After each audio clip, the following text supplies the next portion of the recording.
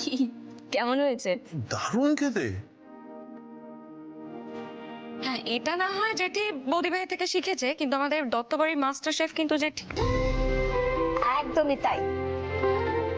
আমি না হয় ওই ফোন দেখে দু একটা রান্না জেঠিকে শিখিয়েছি, তবে এই মহিলার কাছে কিন্তু আমার রান্না শেখা। হ্যাঁ আচ্ছা বাবা, হয়েছে হয়েছে, আমার অনেক সুখ্যাতি হয়েছে। এই যে শোনো বাবা জীবন, আমাদের পুটিও কিন্তু বেশ ভালো রান্না করে। মা না না, আমি খুব একটা ভালো রান্না করতে পারি না, কিন্তু চালিয়ে নিতে পারি বলতে পারো। ব্যাস হয়ে গেল। আমি একটু একটু পারি, দুজনে মিলে কাজ চালিয়ে নেবো। ঠিক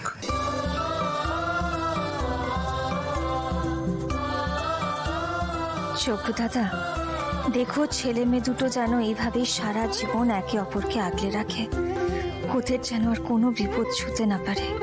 আচ্ছা, খাওয়া দাওয়ার পর্ব তো মিটলো, হানিমুনে কবে যাবে তোমরা? আমার তো পাহাড় পছন্দ। আমার তো সমুদ্র পছন্দ, কিন্তু ঠিক আছে আমি পাহাড়েই যাব, কোনো ব্যাপার না। না। কেন না? কেন? পাহাড় আর সমুদ্র দুটোই যেখানে আছে, আমরা এমন কোনো জায়গায় যাব।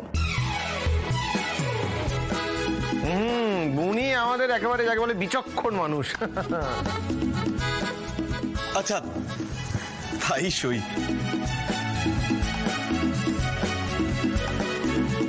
আচ্ছা, এখনো তো কেউ এলো না। চিন্তা করো না অভিষেক, আমরা যে ফাঁদ পেতেছি ও এখানে আসতে বাধ্য।